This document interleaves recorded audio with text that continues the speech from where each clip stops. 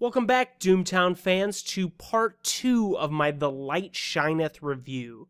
In this section, we're going to be looking at all of the non-dude cards that are in the box. First up, we have a few deeds to look at, and the first one is called the Extra Bet. This is a 4 of diamonds. It's worth 2 control points. It's 4 to play with 1 income. It's private, a casino, and it's seedy. I think that's a new one. React Boot, after all players ante for lowball, add 1 additional Ghost Rock from your stash to the pot. After you draw your lowball hand, you may discard a card from your draw hand and replace it with the top card of your deck. This is pretty much the first way to do this sort of thing. We have some ways that we can mess around with lowball hand, but a lot of them are cheating related. This is just going to straight up allow us to modify our lowball hand, probably making a worse hand.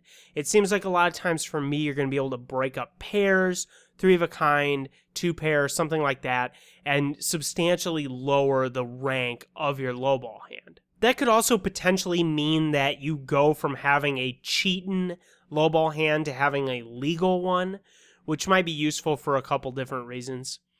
I don't know, I'm not really that excited about this thing. I think it's cool that there's this effect in the game since it's so hard to do otherwise, but I'm not really seeing why we would care that much about lowball. Maybe this would be decent in a deck with a strong draw structure that has 4s or is kind of in the 4 range. You might want to use this to help control some of your lowball hands, since a lot of times you're just going to make like a pair, 2 pair, or 3 of a kind. I don't know, I'm not really that excited about this because I don't really know how to use it, but I could see a deck that really cares a lot about winning lowball at the right time using this to a pretty huge advantage. The next deed is called Morgan Mining Company. This is a 5 of diamonds, it's 0 control points, 3 to play with 1 income. It's private. This deed has +1 production for each strike you control. This is pretty obviously going to depend on you playing other strikes and the other strikes that are available in the game at all. We have 3 strikes that we can play. They're all out-of-town deeds, and I think they're all pretty generally easy to use. Lula's exploit is kind of the most specialized, but it's still a 4-cost, 2-income out-of-town deed that has some other kind of nice stuff if you happen to have gadgets. This deed to me seems like the type of thing that you're going to definitely include in a deck that's already including these other strikes. It's just going to be a huge bonus to your income. Having this even just with like 2 or 3 is going to be really strong. 3 for a 2-income deed is about as good as it gets most of the time. So being able to just replicate that by playing cards that you were already going to play otherwise seems pretty strong. The next deed is called Quarantine Tent. It's a 7 of diamonds, it's 2 control points, 3 to play with no income, it's public. Dudes at this deed ignore all penalties to bullets, value, and influence. Then it has Controller Noon Boot. Boot your dude at this location to unboot your outfit. You may use its abilities an extra time this turn. This is kind of a strange deed because it's got 2 very discrete abilities that really have nothing to do with each other that are both pretty strong. This first part with the ignoring the penalties, that to me seems strongest when we're talking about the influence penalty, especially with things like Blood Curse or Rumors, where our dudes are going to lose influence and then we're going to potentially lose the game because of our lack of influence. This is maybe a way to deal with those a little bit. Now, this Controller Noon Boot thing is definitely a lot different than that other ability, and it seems to me like this is going to be less universally decent. Now, especially with things like Desolation Row, you probably don't want to do that a bunch of times in a turn. There's definitely situations where you would, but you're not going to want to do it twice every turn, every game. And I also think that that's true to a lesser extent with things like the Law Dogs outfit. there's a finite number of dudes that you're going to want to boot down to give your opponent bounties, right? You're not going to want to just boot your whole team throughout the course of the turn just to give them bounties in a lot of situations. But then with something like the Morgan Cattle Company ability, this seems really, really strong. You definitely want to reuse that. With the original 4th ring, seems really strong. You get to reuse it. So I think this is the type of ability where it's pretty uneven based on which outfit you're playing. You're definitely going to have to take that into consideration. And I don't think if you can get a lot of value out of that aspect of this card, it's definitely not going to be worth including it just for this penalties to bullets and value and influence thing. Next up, we have Cook's Nightcap. This is an 8 of diamonds. It's 0 control points. It's 2 to play, and it's 3 income. Whoa. It's private and a saloon.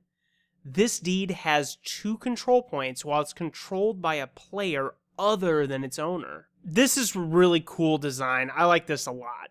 I really like these risk-reward kind of things built into deeds. Obviously, your opponent getting 2 control points for having control of this deed, that could be really, really dangerous and could lose you the game pretty easily. At the same time, this is a 2-cost deed and you get 3 income, and that's going to be really strong. I think that this should probably be called Lep's Nightcap, not Cook's. Clementine Lep's just going to absolutely love this thing. You're not going to be able to call her out. She's going to be a solid 2 influence as long as she's chilling at this thing. That seems really good to me. We also have Ulysses Marks, who interacts really well with saloons, makes it easier to defend your saloon since you can use his noon ability to kick them into the town square booted. That's pretty cool. I think all around this deed is probably not going to be something that you're going to play in a lot of decks just because of the risk, but it's definitely going to be worth it if you already play Clementine in your starting posse, or maybe Ulysses in your starting posse, or just have some way to interact with the saloon aspect of it. That seems strong to me. Next up, we have a few goods cards. The first one is Mutant Cattle. This is a 2 of hearts. It gives 1 bullet, and it's 2 to play. It's a sidekick, and it's a gadget with difficulty 9. After this card is discarded as a casualty for losing a round of the shootout, the winner pulls. If they have a dude in their posse with a value lower than the pull, they must take 1 casualty. I'm pretty mixed on this. First of all, it's Mutant Cattle, so you pretty much have to like it, right? But at the other side, I think that this is a pretty limited use and not really that great of a card. The best thing about this, in my eyes, is that it's a way to get +1 bullet from a card that isn't a gun. This is going to be a way that you can pay 2, you'll get an extra bullet. That's going to make most of the guns better because a lot of times they have bullet-related stuff.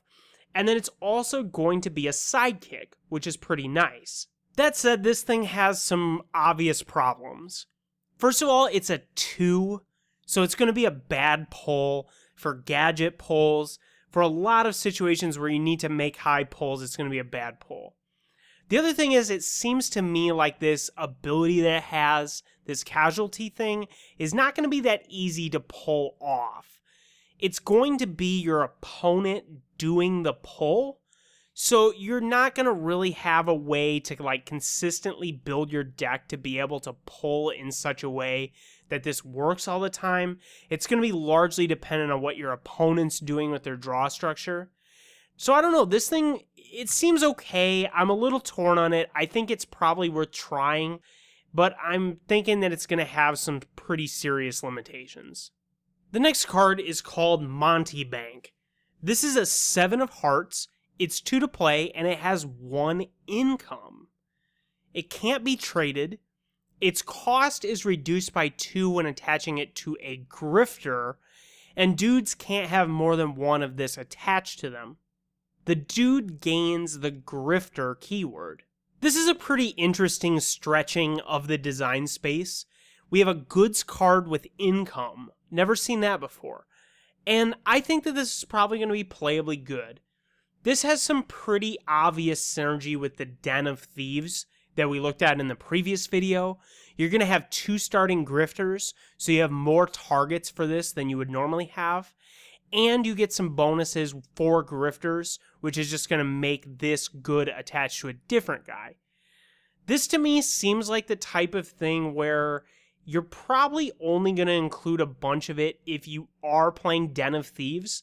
The 7 is probably going to be within your draw structure, or could be within your draw structure, and being able to play this for free instead of for 2 seems like it's a much better investment. You're going to get that return right away rather than having to wait several turns, and I think with a deck as aggressive as a Sloan Gang deck, you're probably not going to want to wait around for a bunch of turns to get a return on your investment. Next up is Wendy's Teeth Kickers. This is a 9 of hearts, it gives +1 influence, and it's 2 to play. It's a tire. React boot after another player's dude goes home booted from this location. This dude gets +1 influence until the end of the turn. Unboot this dude. This is pretty obviously intended to work with Wendy, who has an ability that sends dudes homes booted.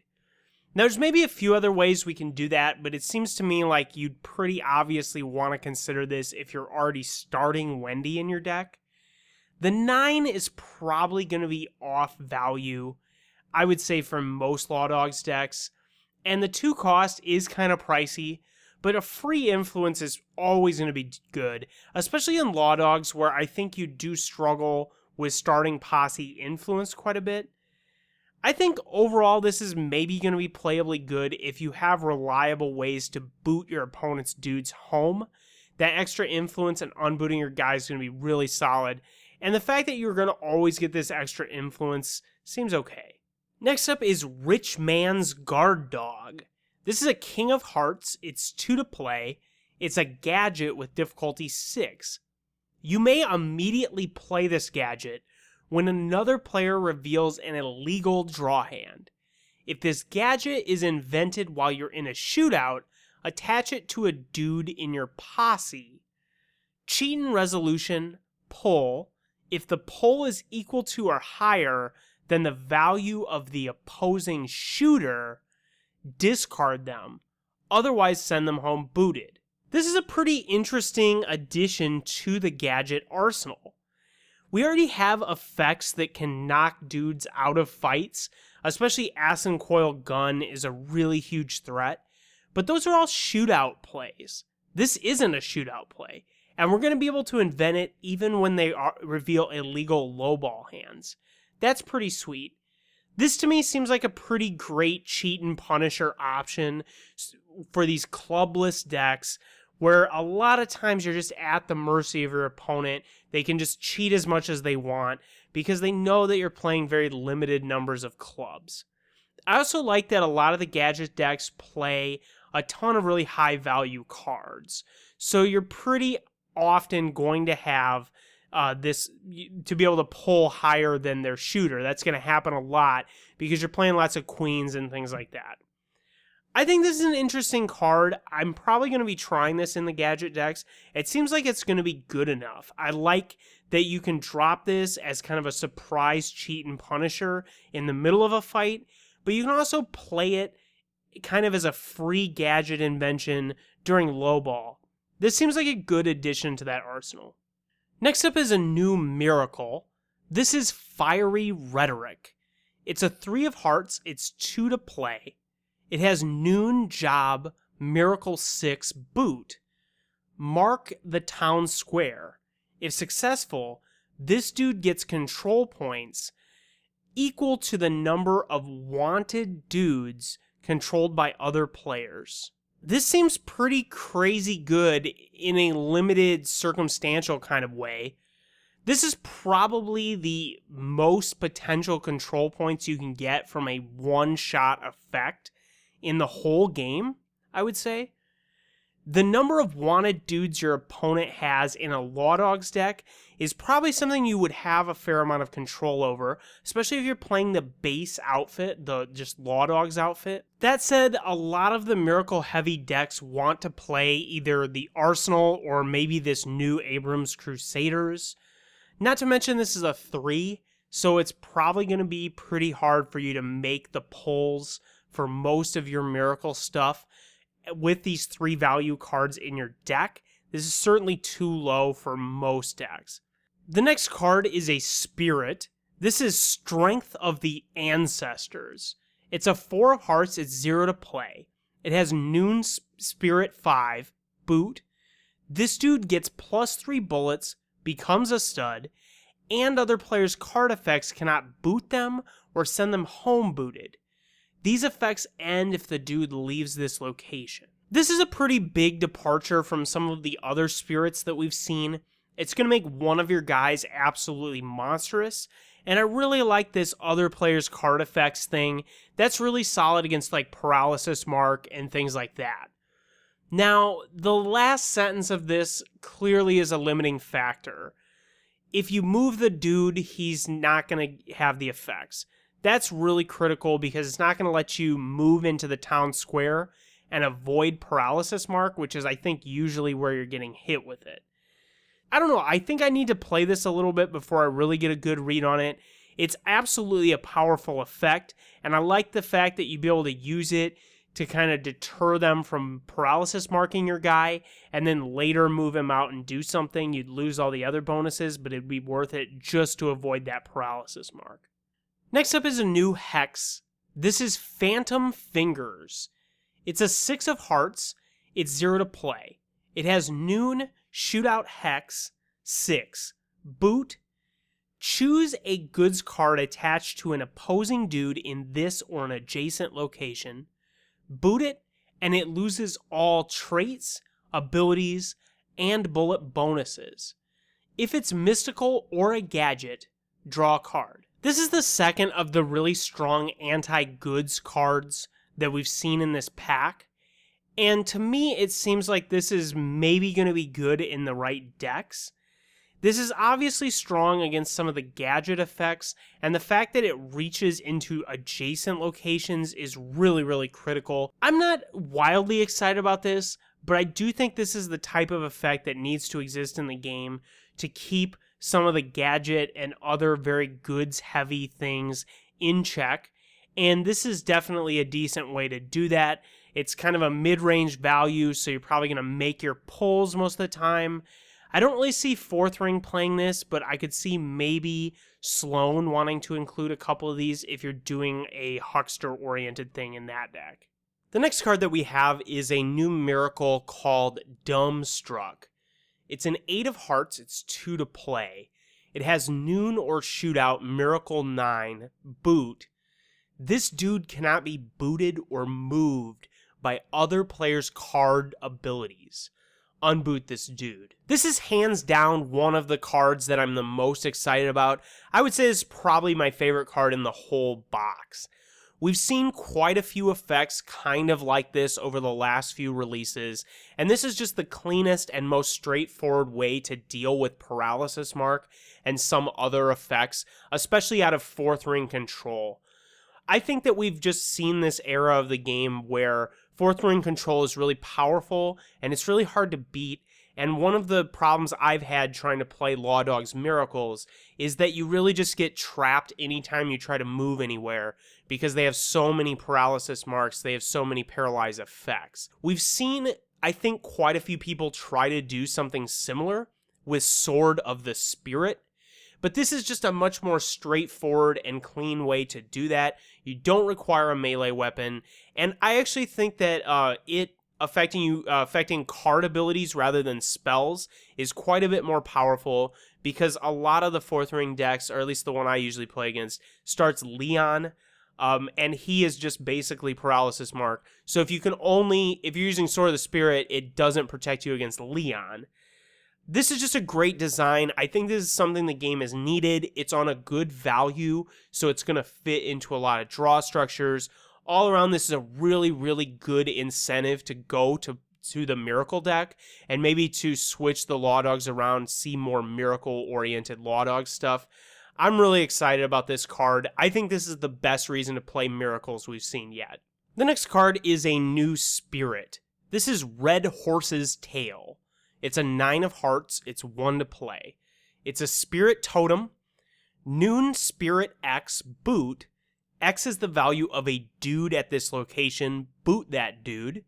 And then it has Shootout Spirit X Boot. X is the grit of an opposing dude. Send that dude home booted. In some respects, my prayers have been answered with this card. I was talking about how the high shaman value dudes, especially Black Elk, really just don't have a good place with a lot of the spirits because it's so easy to make those pulls with lower shaman values. And I thought that we really needed a Spirit X card to incentivize playing these high shaman values. Well, here it is. And this is maybe not exactly what I had in mind, but it's certainly powerful and interesting. Like with a lot of the totem effects, this is going to let you really entrench a specific location, and I would argue this is probably the best location holder type effect that we've seen so far out of the various spirits. Next up is also a spirit. This is Fire of Nana Bozo. It is a King of Hearts, 0 to play. It's a spirit totem. It can attach only to deeds. This deed gains the Holy Ground keyword, and shamans get +2 to their shaman skill while at this deed. Then it has Noon or Shootout Spirit 10 Boot. Unboot a dude at this deed. Make another play. Here's another pretty interesting totem. I'm not exactly sure what to do with this thing. This to me seems like a card that might make more sense in the future. Obviously this Noon Shootout Spirit 10 thing is really cool. Unbooting dudes and then making another play, that's really, really difficult to do. There's only a couple cards in the whole game that let you make multiple plays in a row, so that's strong.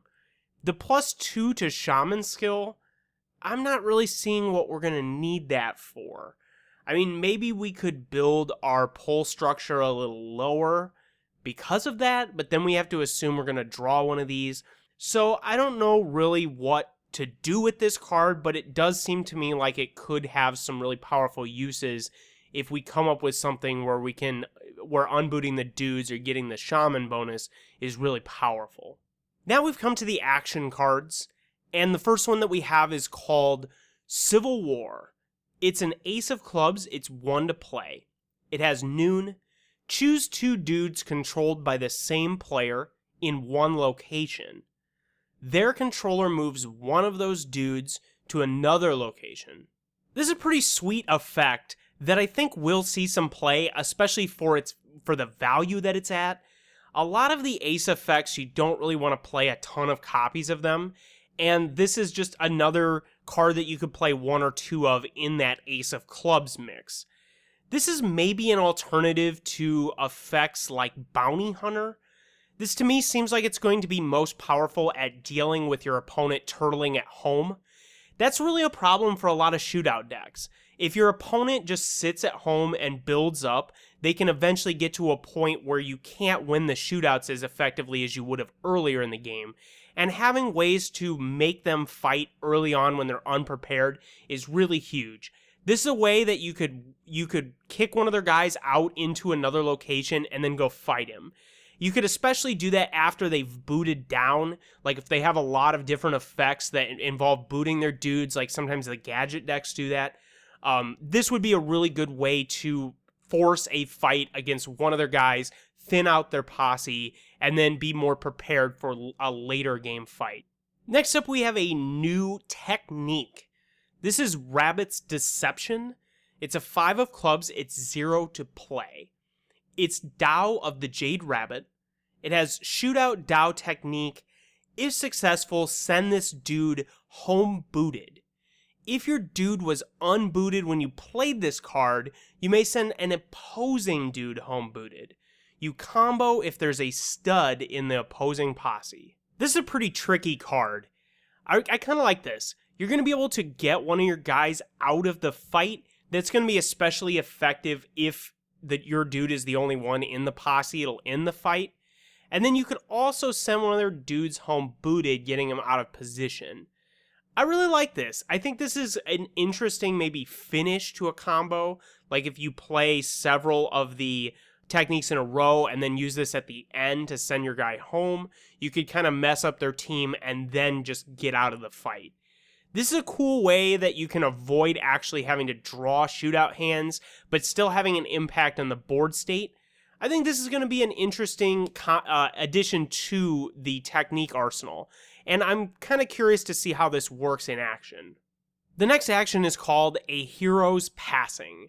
It's a 6 of clubs, it's 0 to play, it's a condition. Play only if a dude has been aced this turn.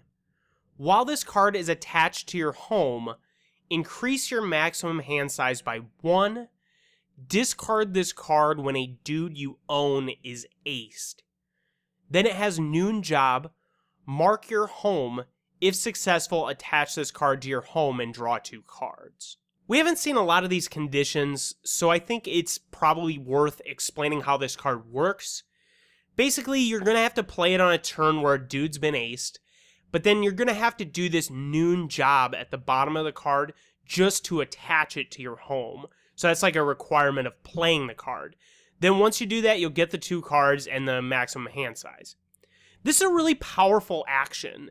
There isn't a whole lot of card draw when it comes to actions, and just being able to draw those 2 cards is really good. The maximum hand size, like I talked about in the last video, that's kind of an area of the design space that hasn't been explored a lot, and it's definitely good. The big thing I'm seeing with this is that since it marks your home, there's going to be quite a few situations where your opponent just can't oppose this. They're going to have a dude adjacent to your home, which is probably going to mean somebody in the town square. And if they don't have anybody in an adjacent location, they're not going to be able to oppose this. So I think you're going to pretty easily be able to engineer a situation where you can play this card and they're just not going to even be able to oppose the job. Now, the dude being ace thing, that's a little trickier, but we can do that with certain card effects. Like Gamora's Perish is a pretty easy way to do it. You're going to be able to ace a dude that you just have in your hand. Same thing goes for the Eagle Warden's outfit power. So there's definitely ways you can kind of cheat that and not have to get into a fight where a dude gets aced. This is a cool card. I like this. Conditional card draw with a kind of permanent bonus or a more permanent bonus. And it's kind of tricky to play. This is definitely the type of thing that I like with card design. Next up is another condition. This is Tummy Twister. It's an 8 of clubs. It's 1 to play. While attached to a deed, this card attaches to the first dude who moves here. A dude with this card attached has +1 upkeep, and then it just has noon attach it to a deed. This card is so annoying. You're going to put it on one of their deeds, maybe on one of your deeds, and the first guy that goes there is going to get this stupid thing attached to him, and you're not really going to be able to deal with that. You're just going to have to pay that extra upkeep, and you're only going to have 1 Ghost Rock invested in it. The biggest problem I'm seeing with this is that it's at 8 of clubs, so I think that this, if you're not playing other 8 of club effects that are critical for your deck, like I think especially Bounty Hunter and Rumors are both really solid at 8. If you're not playing those, this is maybe something that you could think about if you want to do 8s as part of your draw structure. This is just a really irritating, taxing sort of card that's going to help you win the economic war. But the really cool thing about it is that it still maintains that distinctly Doomtown, like positional, board-based kind of thing. I like this card a lot. This is a pretty sweet design. Next up is an action card called Backroom Deals. This is 0 to play. It's a 9 of clubs. It has react. Play when an opposing dude is discarded during the upkeep phase. That dude remains in play instead. You control them until the end of the turn. Then it also has react. Play at the start of the upkeep phase to give one of your dudes -2 upkeep until the end of the phase. The obvious thing to say about this card is Stephen Wiles. If your opponent plays a Stephen Wiles and then just lets him die next turn, you're going to steal their Stephen Wiles, and that's huge. That's really, really good. It also has this thing where you can reduce your own upkeep. That basically makes the card play it and gain 2 Ghost Rock, which is certainly not a bad effect. This is kind of funky, and it's a little tricky to use, especially if you don't have a deck with lots of high upkeep dudes. But I think that if you could have a deck where you're going to consistently get value out of the upkeep reduction thing, and then you could situationally, kind of opportunistically play it against their Stephen Wiles or dudes like that, this could be a really big tide turner in the game. I like this card a lot. It has a lot of potential to be really strong. It's at a value where it's not competing with a whole ton of stuff, and it definitely affects, I would say, the most popular dude in the game, Stephen Wiles. The last action card is called Forced Quarantine. It's a Queen of Clubs, it's 0 to play, it's a condition. Discard this dude at the end of the turn. It has Noon Job Boot.